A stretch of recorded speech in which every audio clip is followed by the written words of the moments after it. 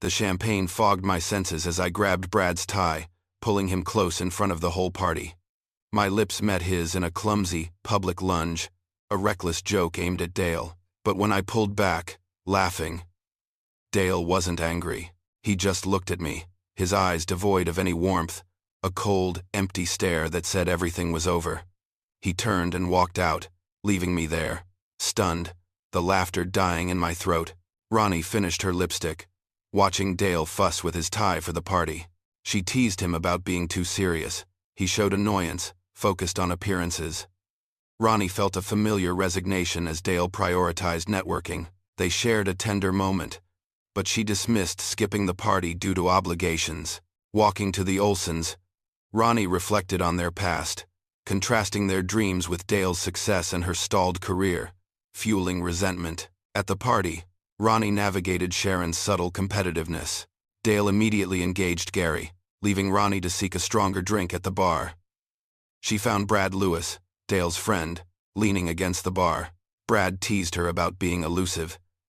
She accepted whiskey and expressed frustration about Dale's work focus. An impulsive idea, fueled by champagne, formed as she watched Dale and Brad in text speak. Ronnie blurted out a challenge to Brad for a joke on Dale. She suddenly pulled Brad into a kiss, a reckless surge of energy. The party gasped. Ronnie laughed, calling out "Gotcha" to Dale. Dale's face showed not shock, but deep hurt. His eyes turning to ice, he turned silently and left the party, leaving Ronnie stunned. I stood at the bedroom mirror, drawing a careful line of crimson across my lips. The evening light, softened by the sheer curtains, caught the slight tremor in my hand. Dale was behind me, wrestling with the knot of his silk tie, his movements precise and a little too strained. He preferred everything perfect, especially tonight. Another neighborhood gathering, another chance for Dale to present well. As he always put it, "You're going to strangle yourself with that thing," I said, turning from the mirror with a small smile. "It's just the Olsons' party, not a board meeting." He didn't return the smile, his brow furrowed, a faint line appearing between his eyes. "It's important, Ronnie. Gary Olson just closed that deal, and he knows half the people I need to meet." His voice held that familiar edge, a blend of ambition and thinly veiled irritation at my lightness. He pulled the knot tighter, a familiar sigh, one I often kept silent, settled inside me. Dale was always on, always networking. It had been part of his charm once, that drive, that focus. Now, it just felt like a constant hum, separating him from the smaller, softer moments. He finally adjusted the tie, smoothing the fabric of his jacket.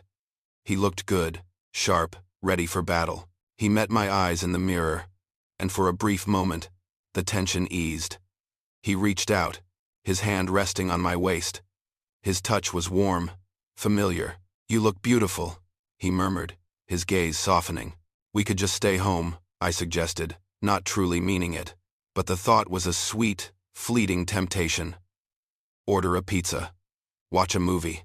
He shook his head, a slight frown replacing his earlier warmth. "Ronnie, we RSVP'd. Besides, we promised Gary we'd come. It's important to show support."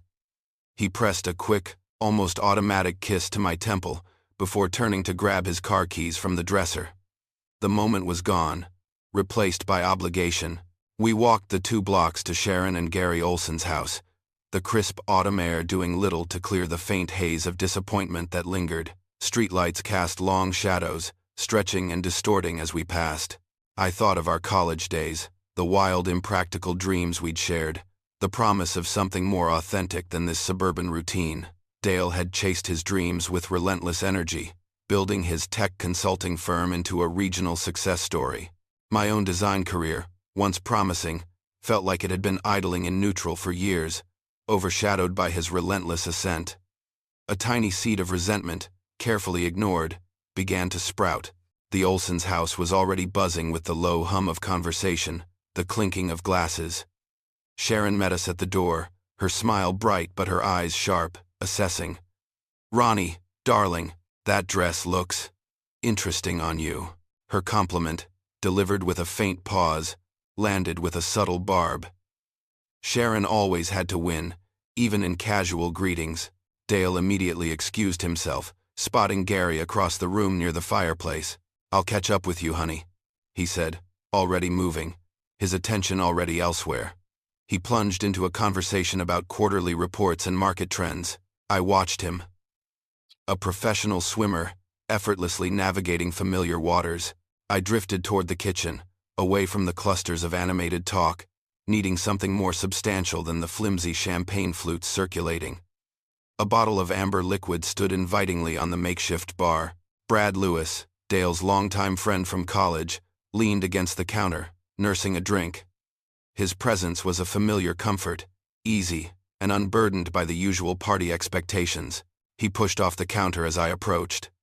Well, if it isn't the elusive Ronnie Miller," he said, a teasing note in his voice. He grabbed a clean glass. "Care for something stronger than bubbly water, please?" I replied, a small, wry smile touching my lips. "Something that reminds me I'm still alive." He poured a generous measure of whiskey, and I took a grateful sip. The burn was a welcome shock. "Dale's already too deep into tech speak with Gary," I added, my voice a little lower, a little more bitter than I intended. "He's more married to his job than he is to me these days." Brad chuckled, a low, rumbling sound. He leaned closer, his eyes crinkling at the corners. "He's a driven man, Ronnie. You know that. Driven right past me sometimes," I muttered, taking another sip of whiskey. The champagne I'd already had was starting to mix with the sharp burn of the new drink, blurring the edges of the room, of my own thoughts. I watched Dale, still engrossed, gesturing with his hands as he explained some complex concept to Gary. He looked so serious, so important, so distant. An impulsive idea, fueled by champagne and whiskey and a sudden, reckless energy, began to form in my mind, a tiny spark of defiance. What if I could just shake him? Make him notice? Make him feel something beyond market capitalization? I turned back to Brad, a mischievous glint in my eyes. "Hey, Brad," I blurted out, the words tasting like defiance and bad judgment. "Let's play a joke on Dale." He raised an eyebrow, a grin starting to form. "Oh yeah? What kind of joke?" I didn't answer. The words weren't necessary. Without warning, I grabbed the lapels of his jacket, pulling him toward me with a force I didn't know I possessed. His eyes widened, surprised. My lips, still stained crimson, met his in a clumsy, sudden press. It wasn't a soft kiss, not tender. It was a jolt, a desperate, reckless energy surging through me, through us.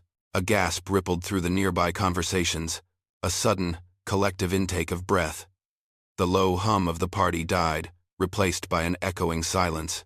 I pulled away, breathless, a wild, almost triumphant laugh escaping my throat. I looked directly at Dale, who had finally stopped mid-sentence, his head turned toward us. "Gotcha," I called out, my voice too loud in the sudden quiet, the word feeling flat and hollow as it hung in the air.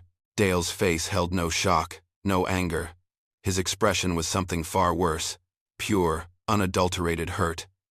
His eyes, usually warm and reassuring, were turned to ice, a cold, empty stare that told me, in that silent, terrible moment, everything was irrevocably broken. He didn't say a word. He didn't even look at me for more than a second. He just turned, slowly, deliberately, and walked out of the party, leaving the front door slightly ajar behind him. I stood there, stunned, Brad frozen beside me, the laughter dying in my throat, choked by the sudden, suffocating realization of what I had done. The silence that fell after Dale walked out was a physical weight, pressing down on the party. Glasses stopped clinking. Conversations died. Brad stood beside me, his face pale, eyes wide and unseeing, utterly shell-shocked. The air tasted of humiliation and the sour tang of regret. "Dale, wait." I finally managed to call out, my voice thin and reedy, but he was already halfway down the block, a dark silhouette against the streetlights, moving with a purpose that brooked no interruption. Brad reached out, his hand gently but firmly gripping my arm. "Ronnie," he murmured, his voice low. Give him some space. He needs to cool off. His gaze was sympathetic. But it held a flicker of something else, too. Disbelief. Maybe judgment. I looked around at the faces, frozen in various stages of shock and discomfort. Sharon Olsen was staring at me, her usual sharp smile replaced by a tight, unreadable line. Gary looked grim. I felt their collective gaze. 1,000 tiny needles. I should go, I mumbled, pulling my arm from Brad's grasp. Something came up. Family emergency. My voice was a poor imitation of normalcy. I didn't wait for a response, just mumbled a quick good night and made for the door, the whispers rising again behind me as soon as my back was turned. The walk home felt like a march to the gallows. Each step was heavy, each beat of my heart a dull thud against my ribs. The crisp autumn air now felt biting, cold, unforgiving. My own house, usually a beacon of warmth, was dark, silent, and empty. Dale's car wasn't in the driveway. A cold knot tightened in my stomach. I stepped inside, the click of the lock echoing in the quiet. The house had never felt so vast, so hollow. I pulled out my phone, my fingers fumbling. His number. I pressed call. It rang twice, then switched to voicemail, his recorded voice, calm and efficient, mocking me in its normalcy. I tried again. Voicemail. A third time. Still voicemail. He had turned his phone off, or maybe he'd blocked me. The hours that followed bled into days of agony. Dale didn't come home. His side of the bed remained untouched, the pillow cool. I went through the motions of work, staring at my computer screen without seeing the words. I checked my phone compulsively, every few minutes, hoping for a call, a text, anything. Nothing. His calls went unanswered. My texts remained unread, a digital graveyard of desperate apologies and hollow excuses. My mind became a battlefield, oscillating between righteous anger and crushing guilt. It was just a joke. I'd whisper to the empty rooms, pacing the worn path between the living room and kitchen. He's always so distant, so wrapped up in his work. I just wanted a reaction. But the anger always dissolved, giving way to the cold, hard stone of guilt. I replayed the scene at the party. His face, that pure, unadulterated hurt, my stomach would clench. A physical ache. I remembered the reckless energy that had seized me, the desperate need to shake him, to make him see me. And now, he saw me, but not in the way I'd intended. He saw me as a stranger, a betrayer. On the third day, a Tuesday, my phone buzzed on the kitchen counter, startling me. I grabbed it, my heart leaping into my throat. It was a text. From Dale. My breath caught. Cafeo. 2 p.m. That was all it said. No greeting, no explanation, no emotion. Just the time and a place. A wave of relief washed over me so strong it almost brought me to my knees. He wasn't gone forever. He would talk to me. But the relief was quickly tempered by a rising tide of dread. Cafeo. Our first date. The place where we'd sat for hours, talking about everything and nothing, imagining a future that now seemed impossibly distant. He hadn't chosen it by accident. I arrived at Cafeo 15 minutes early, my stomach tied in knots. The familiar aroma of roasted coffee beans did little to calm me. I picked a small, inconspicuous table in the corner, trying to appear casual, but my hands trembled as I gripped my coffee cup. At precisely 2 o'clock, the bell above the door chimed, and Dale walked in. He looked bone-deep, exhausted. Lines I hadn't noticed before were etched around his eyes, and his shoulders seemed to slump under an invisible weight. He hadn't shaved, and his usually neat hair was a little disheveled. He looked at me, his gaze flat and devoid of warmth, and walked directly to the table, pulling out the chair opposite me. I slid into the seat, not waiting for him to sit first, needing to get the words out before the courage failed me. "Dale," I began, my voice a rush of desperate apology. "I'm so sorry, I know. It was a stupid joke. I wasn't thinking, I was just—" He held up a hand, not forcefully, but with an air of quiet finality that stopped me mid-sentence. His eyes, though weary, were clear and direct. "Why?" he asked, his voice hoarse, raw, as if he hadn't spoken in days. Just tell me why. I swallowed, the coffee suddenly bitter in my mouth. I don't know, I stammered, the complicated tangle of emotions I'd felt. The loneliness, the gnawing resentment, the desperate, childish need for his attention. All of it seemed impossible to articulate. How could I explain that I'd wanted him to see me, truly see me, even if it meant hurting him? How could I explain that the attention I craved had come out as a desperate, cruel act? I searched his face, but it was a mask of weary patience, offering no help. The words caught in my throat, tangled and messy. I finally admitted, the truth tasting like ash. I don't know. I guess I wanted to get a reaction out of you. Dale's gaze remained distant, unyielding. He listened, his face betraying nothing, absorbing my incomplete confession like a dry sponge. Dale sat across from me at Cafeo, his face a mask of weary indifference as I fumbled through my explanation. A reaction? He finally repeated, the single word laced with a bitterness that cut deeper than any shout. His voice was still hoarse, low. I tried to elaborate, to explain the gnawing feeling of being neglected, of being unseen amidst his relentless ambition. I just felt like, you weren't really there, Dale. Not for me. Not anymore. The words felt hollow, even to me, as if I were reading lines from a script I didn't believe. How could a selfish, impulsive act like that be justified by something so vague?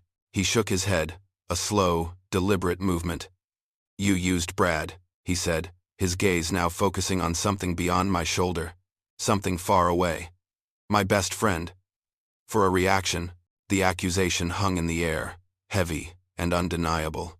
He didn't raise his voice, but the quiet indictment was devastating. He pushed his chair back, the scrape against the tile floor echoing in the small cafe.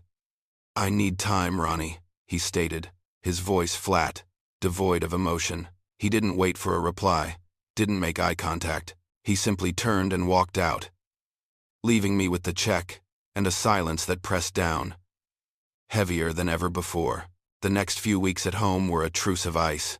Dale moved his things into the guest room, the muffled sounds of his shuffling a constant reminder of the chasm that had opened between us. Our conversations became clipped, practical, revolving around the mechanics of shared living. Bills, groceries, whose turn it was to take out the recycling. Never the kiss. Never what happened. It was an unspoken agreement, a cold détente. I tried, in my clumsy way, to mend things. I cooked his favorite meals, roast chicken with rosemary, his grandmother's beef stew, leaving them warming in the oven, hoping the aroma would draw him out, draw him back. I left little notes on his nightstand, apologizing again, promising to be better, to understand. But the meals went mostly uneaten, and the notes remained on the stand, crumpled, unacknowledged. He ate when I wasn't around, warmed leftovers in the microwave, or came home with takeout containers. One afternoon, I called Brad. The phone rang for a long time before he answered, his voice sounding strangely cautious, tight. Hey, Ronnie, he said, and I could hear the discomfort in his tone. Brad, I began, my own voice betraying a tremor. I wanted to ask, have you talked to Dale? About that night? He sighed, a faint hiss of air. Yeah, Ronnie, we talked. A little. He paused, and I imagined him shifting uncomfortably on the other end of the line. Look, I told him it was just a joke, that you were just letting off steam. I tried to tell him you didn't mean anything by it. His words, meant to reassure, only amplified the underlying awkwardness. There was a hesitancy in his voice, a faint, almost imperceptible distance that hadn't been there before. He was loyal to Dale, of course, but he was also loyal to me. Or had been. Now, it felt like he was caught in the middle, trying to smooth things over without truly taking sides, and in doing so, he distanced himself from both of us. The conversation ended quickly, leaving me feeling even more isolated. Dale started coming home later. Sometimes, he didn't come home at all. Working late, he'd text, or staying at Brad's. Early start tomorrow. The excuses were plausible, but the pattern was new. A stark contrast to his usual punctuality. He had always been so precise, so predictable.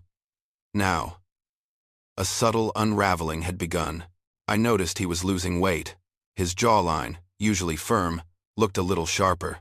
His usual sharp demeanor, once a sign of his focus and drive, was now tinged with a permanent weariness, a hollowness around his eyes that mirrored the emptiness I felt inside. One evening, as I was hanging up his jacket in the closet, a crumpled receipt fell from the inner pocket. It was from a bar I didn't recognize, one with a name like the Brass Rail or the Lucky Pint, somewhere divey and unremarkable. The date stamped on it was from 2 nights prior, a night he'd claimed he was staying at Brad's. My heart gave a jolt. Brad didn't drink at places like that. Neither did Dale. Not anymore. Not since college. I held the receipt in my hand, the crinkled paper feeling heavy. When he finally came home, smelling faintly of stale beer and something else, something I couldn't quite place, I approached him gently. He was in the kitchen, pouring himself a glass of water, his back to me. "Dale?" I began, my voice soft, trying to keep the accusation out of it. "Were you really with Brad that night? The night before last?" He tensed, his shoulders tightening.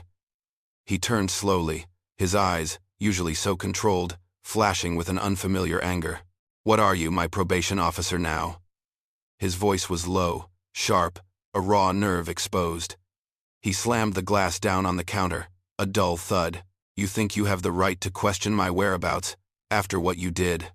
He didn't wait for my response. He just glared at me, his face tight with resentment, and stormed out of the kitchen, the question hanging unanswered in the air.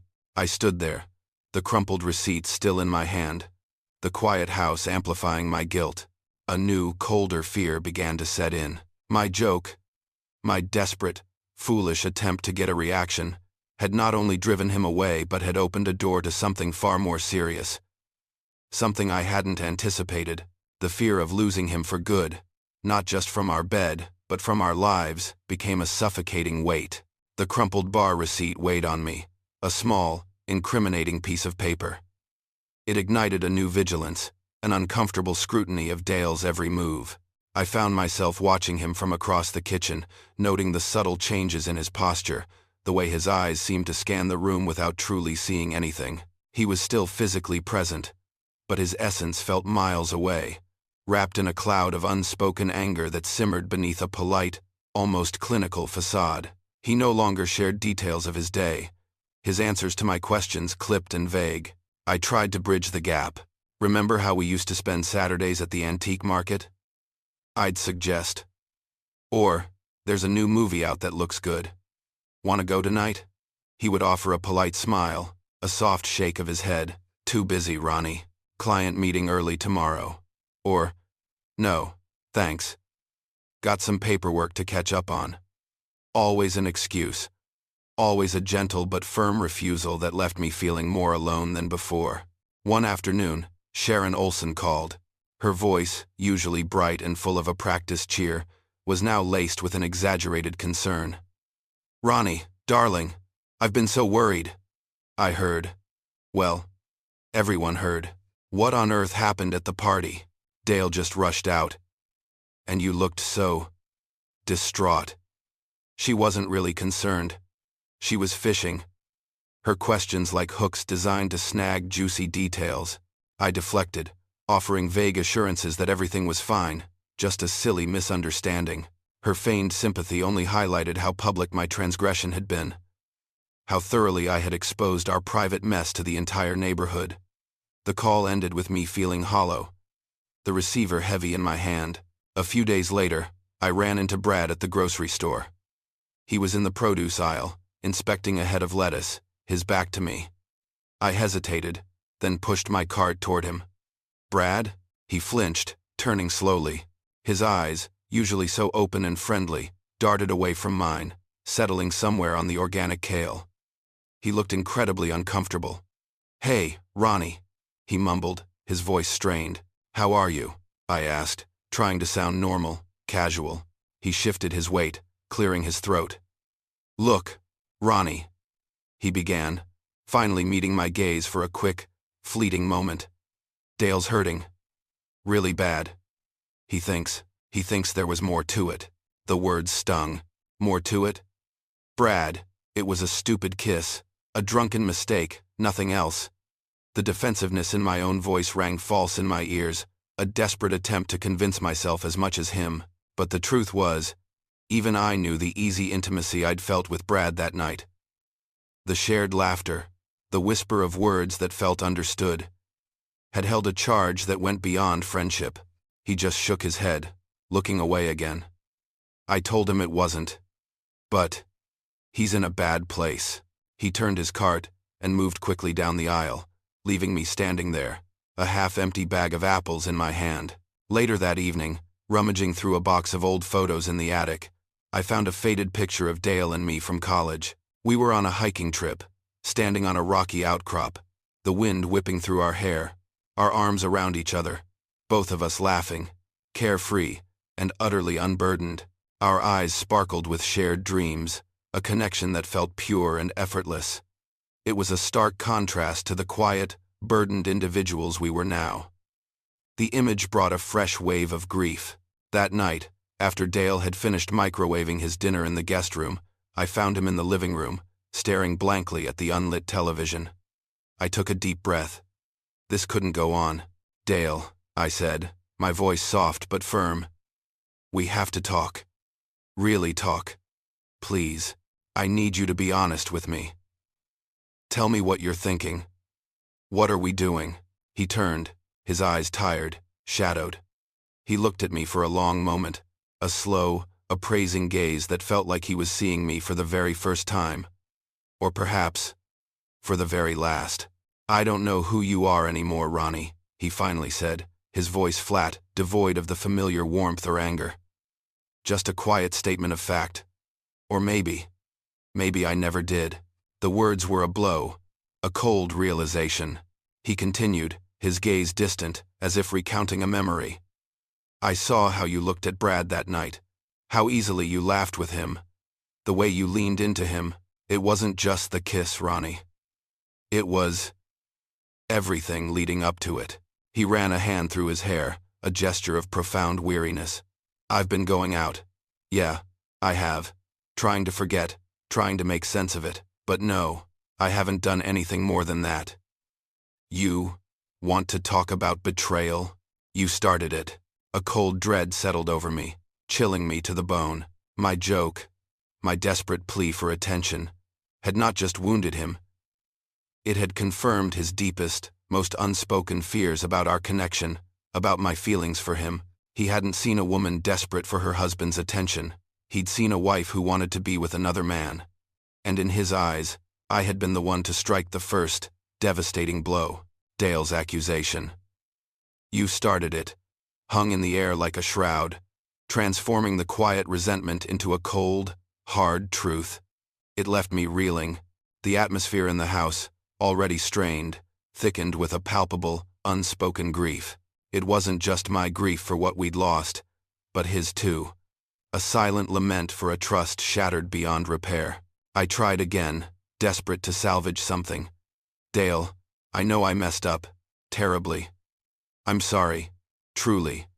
Not just for the kiss, but for letting my own resentment build up. For taking you for granted.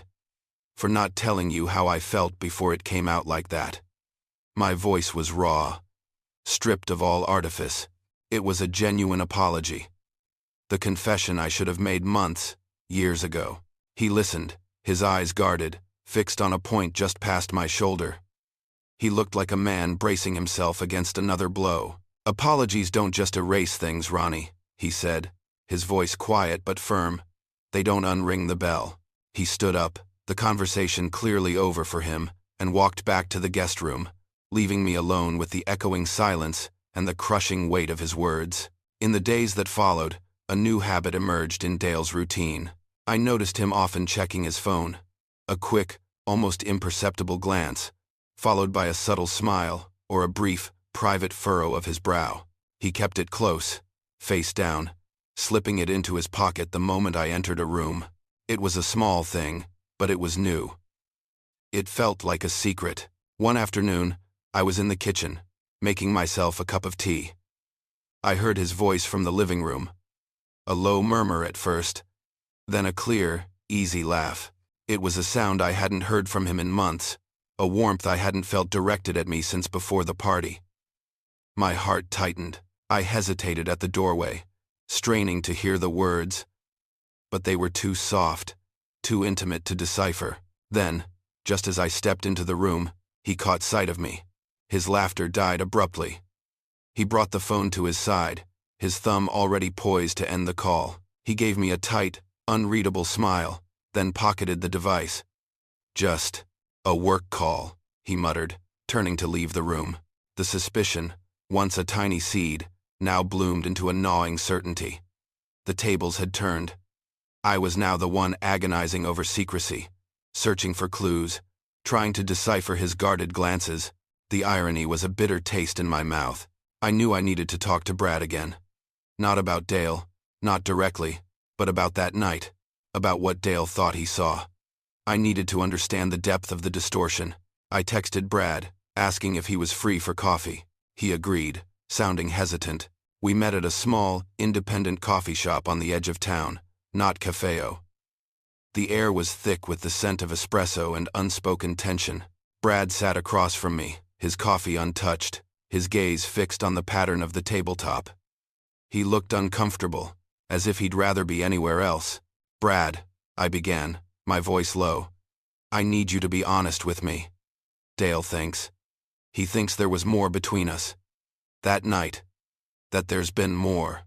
He finally looked up, his eyes meeting mine, and there was a vulnerability in them I hadn't seen before.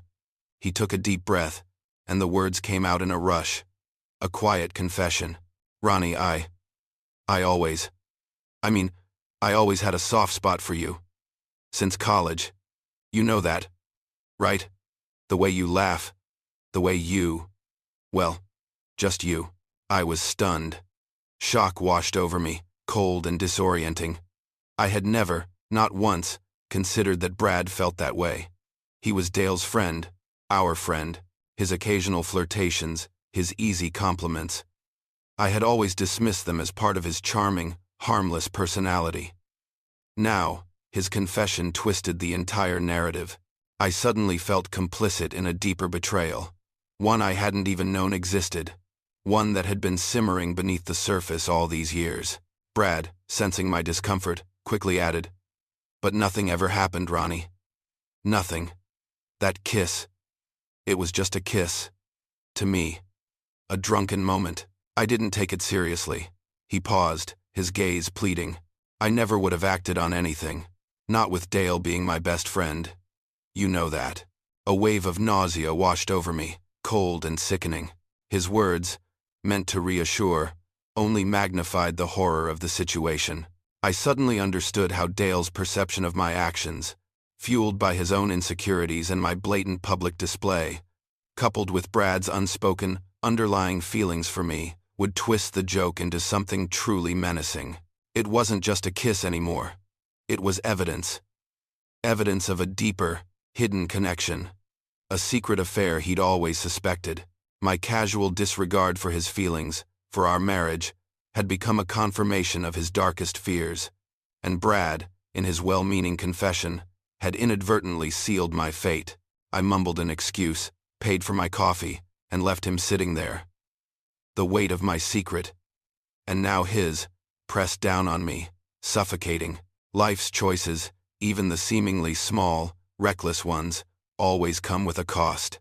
Stick around to the end to see how life's costly choices unfold. The cold air outside the coffee shop did little to clear my head. Brad's confession, his quiet admission of a soft spot for me since college, felt like a fresh wound. It layered new guilt onto the old, adding a sickening complexity to everything. The innocent joke now seemed like a deliberate act of cruelty, twisted by Brad's unspoken feelings and Dale's deep-seated fears. I returned home, the key feeling heavy and foreign in my hand. The house was quiet, the way it had been for weeks, a silent witness to our unraveling. I found Dale in the living room, staring at the muted television. A glass of amber liquid in his hand. The moment felt inevitable. I knew I had to tell him everything, no matter how painful. "Dale," I began, my voice trembling but resolute. We need to talk. About everything. No more silence. He turned, his eyes tired but wary. He didn't say anything, just gestured with his glass for me to continue. I poured it all out, a torrent of words I had held back for too long, the years of feeling overlooked, the gnawing resentment that had festered, the desperate need for his attention that had morphed into that reckless, terrible kiss. And then, the new, even more devastating truth. I know it doesn't excuse anything, Dale, I said, my voice cracking, but I was so lost. And Brad, he told me today. He told me he's always cared for me. Since college. The words hung in the air, thick and suffocating. Dale's face went pale, a sudden, stark white. Then a dark, angry flush spread across his cheeks. His eyes, already weary, widened with a new, dangerous fury. He told you? He hissed, his voice low and tight, barely a whisper, yet it cut through me like a blade. When? Why are you seeing him? After everything? He stood up, his movements quick, agitated. So, it wasn't just a drunken mistake, was it? That's what you want me to believe? You were playing the long game, weren't you, Ronnie? Testing the waters, seeing if he'd bite. And now you're meeting him for coffee, discussing your feelings. He gripped his glass so tightly his knuckles were white. He was accusing me of taking my joke further, of actively pursuing something with Brad, of orchestrating a slow, deliberate betrayal. No, Dale, no, you don't understand, I pleaded, desperate to clarify, to untangle the knotted mess of perception and reality. It's not like that. He just confessed his feelings. I was trying to understand what you saw, what you were thinking. I was trying to fix it, but he refused to believe me. His pain had curdled into a cold, hard rage, blinding him to any other possibility. Fix it? He scoffed, a bitter, humorless laugh escaping his lips. You wanted to fix it? All this time, I thought it was just a drunken mistake, a stupid moment of weakness. But it was planned. You've been lying to me this whole time, nurturing this soft spot with my best friend, while I've been working my ass off, trying to build a life for us. His voice was rising now, gaining volume, shaking with fury. He paced the room, his movements jerky and uncontrolled. You think I didn't see you two at that coffee shop this afternoon? I drove past, saw you sitting there, leaning in, looking so comfortable, so intimate. You think I didn't put it together? The late nights, the secret texts, the way you've been avoiding my gaze? The revelation hit me like a physical blow. He had seen us.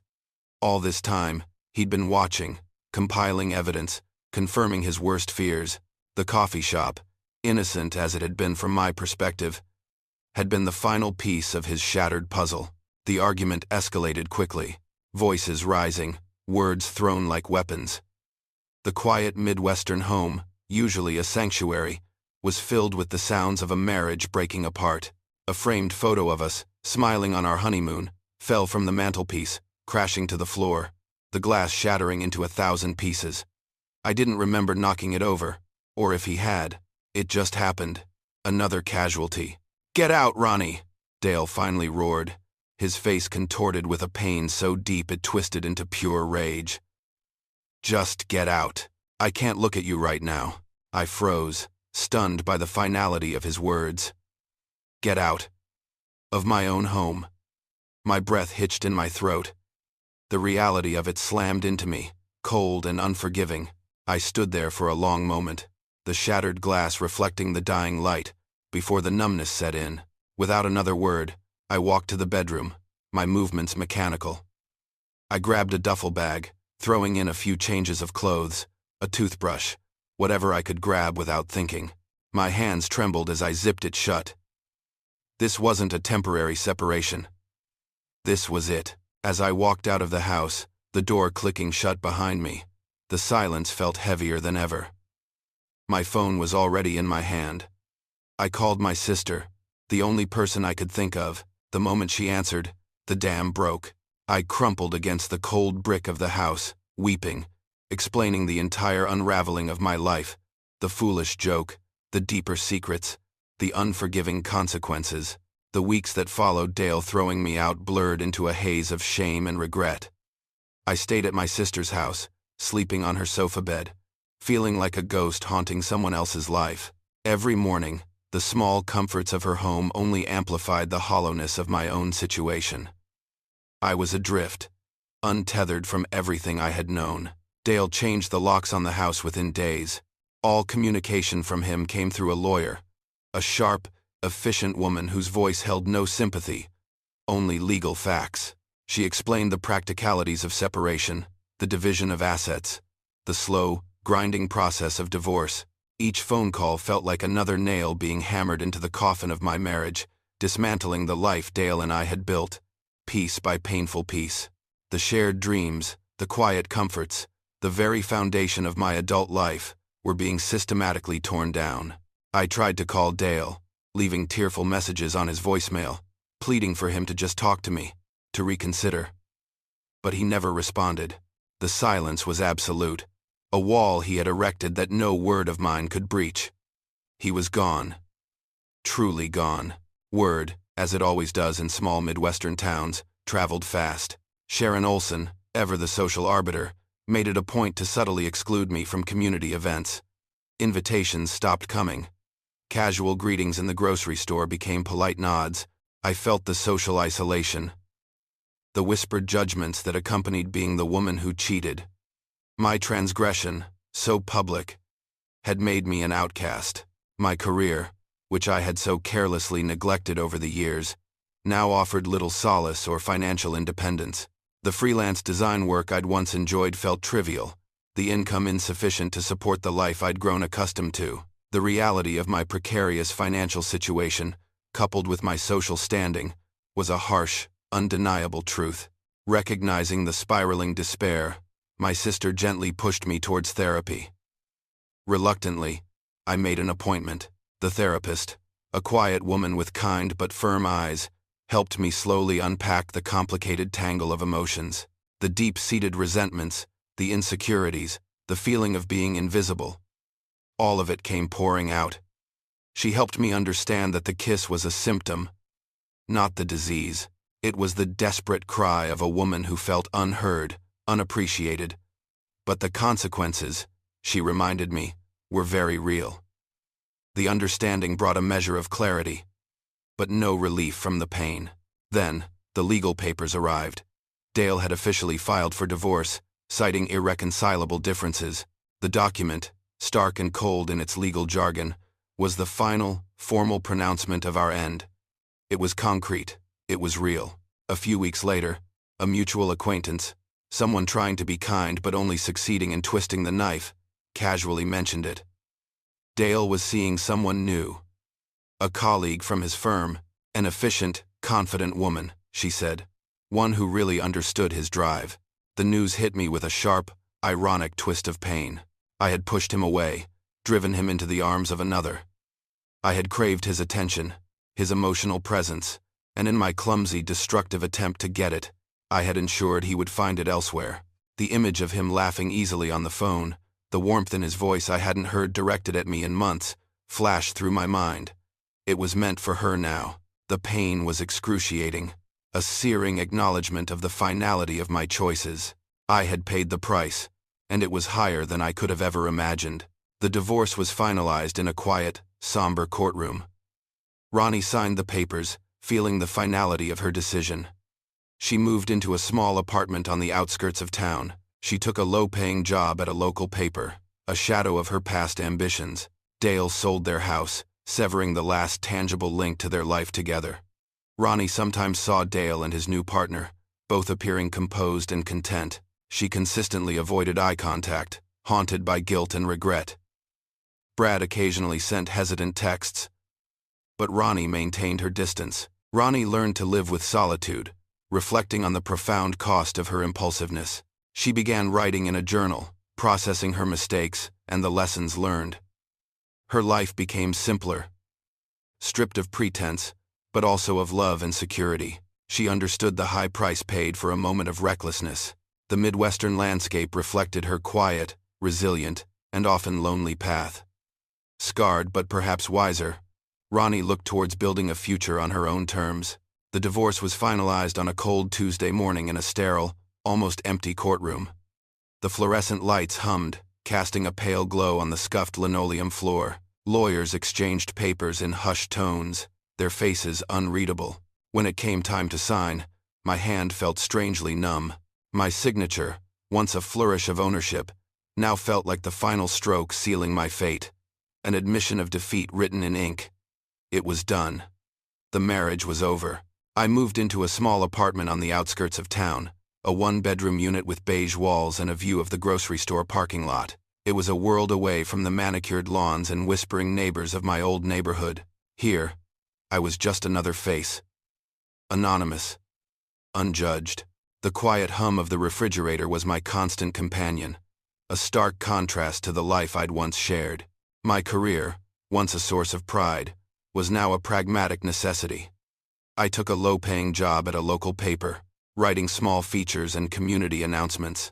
It was a shadow of my former journalistic ambitions, a routine that dulled the edges of my days, but it paid the bills. It was a concrete reminder of how much I had to rebuild, of how far I had fallen from the comfortable security I'd once taken for granted. Dale sold our house. The place where we had painted walls, hosted parties, planned futures. It was gone. Another practical decision handled by lawyers, another severance of a tangible link to our past. I never drove by it, couldn't bring myself to see it in someone else's hands. Imagine another family moving through rooms that once held our laughter and our arguments. Sometimes, I would see Dale around town, at the hardware store, or in line at the coffee shop. He was always with her, his new partner. She was tall, with neat dark hair and a confident air. They looked composed, content, their hands brushing. A quiet intimacy I hadn't shared with him for years. I would avert my eyes quickly, my heart giving a familiar lurch of guilt and regret. The pain was dull now, not sharp, but it was a constant companion, a quiet ache in my chest. Brad occasionally reached out. A hesitant text, asking how I was, if I wanted to grab coffee. I never replied. The damage to our friendship, to his friendship with Dale, was irreparable. The thought of facing him, knowing what he had confessed, knowing how his feelings had inadvertently fueled Dale's suspicions, was too much. I needed distance. From all of it, I learned to live with the quiet hum of solitude. The evenings were long, filled with introspection. I often sat by the window, watching the streetlights illuminate the empty parking lot, reflecting on the profound cost of my impulsive act. The kiss, the lie, the resentment. It had all led to this. Stripped bare. My life was simpler now, free of the pretense and the gnawing resentment that had poisoned my marriage. But it was also stripped bare of the love, the security, and the shared history I had once cherished. I started keeping a journal, filling its pages with my thoughts, processing my mistakes, the lessons learned, the bitter pill of consequences. It was a slow, painful excavation of my own soul, an attempt to understand how I had come to be this woman, alone in a small apartment, piecing together a broken life. The Midwestern landscape outside my window, once a backdrop to my youthful dreams and a symbol of stability, now reflected the quiet, resilient, and sometimes lonely path I walked. The flat horizon, stretching endlessly, held both the promise of open space and the crushing weight of isolation. I was scarred, undeniably, but perhaps a little wiser. The understanding had come at an agonizing cost, but it was mine now.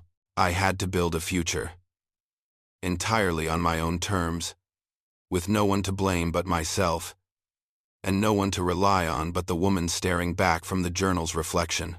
It was a daunting prospect, but for the first time in a long time, it felt honest.